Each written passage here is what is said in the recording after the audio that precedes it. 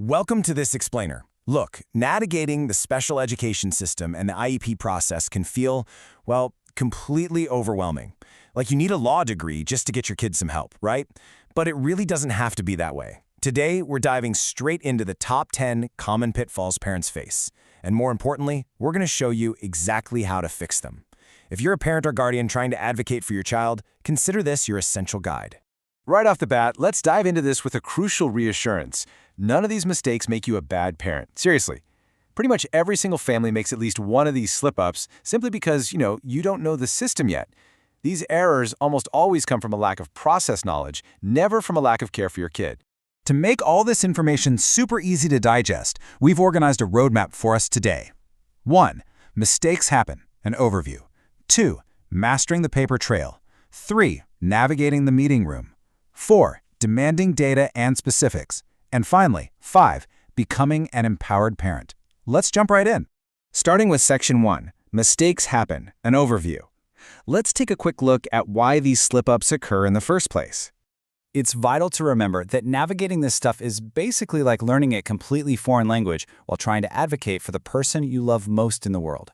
Knowing these common errors ahead of time is exactly how you avoid them. Think of this explainer as your personal shortcut past the lessons most parents end up learning the hard way.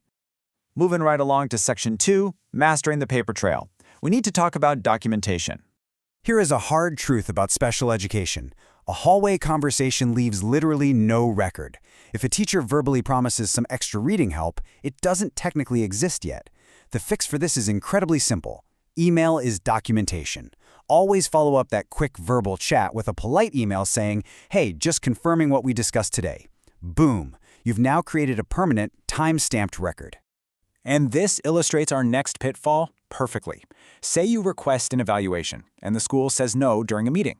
A verbal no disappears into thin air, but a documented refusal through what's called a prior written notice, or PWN, that's permanent. So when the school refuses something, confidently ask for that refusal and their reasons for it in writing on a PWN document. Another huge mistake is just relying on the school to hold the complete file. That leaves you totally empty-handed when you need proof of a past decision. To fix this, you need to create your own parent binder. Grab a binder and fill it with every single IEP, every report, all those PWNs, your signed consents, and those printed emails. You are the consistent thread in your child's education, so your records need to be impeccable. Okay, Section 3, Navigating the Meeting Room. Let's see how mastering your behavior inside the actual IEP meeting changes everything. Discussing your child's struggles is deeply emotional, and honestly, your frustration is completely justified. But letting emotion drive the meeting is a common pitfall, because an angry, unfocused parent is much easier for a school team to dismiss than a calm one. The fix? Lead with cold, hard facts and very specific requests. Stay grounded in the data from that binder you just put together. And staying calm leads right into our next mistake, going it alone. You do not have to walk into an intimidating room full of educators by yourself. If you're facing a difficult evaluation or a dispute, do not go alone. Bring an advocate or even just a trusted friend to sit by your side, take some notes, and keep you grounded. Now, what's really interesting here is the immense pressure parents feel to sign the IEP immediately on the spot. People are looking at their watches, packing up their bags, but you do not have to do this. You absolutely have the right to take the IEP home to review it thoroughly before giving your consent. I want you to memorize this exact phrase. I'd like to read this carefully first. Taking the document home to review in a quiet environment is always a completely reasonable answer. This simple sentence is your ultimate shield against being rushed into a legally binding document. Moving into Section 4, Demanding data and specifics. This right here is the strategic heart of this explainer. Imagine a chart completely empty of any numbers. That perfectly represents the mistake of accepting a teacher simply saying, "Oh, he's doing fine," or "she's making adequate progress." General reassurance is not progress monitoring. Hearing that they are making progress with absolutely no metrics tells you absolutely nothing about their actual educational growth. We have to stop accepting these vague reassurances. The fix is to become a data detective. When they say your child is doing better, ask to see the numbers. You want scores, collection dates, and trend lines. Real progress leaves a mathematical trail.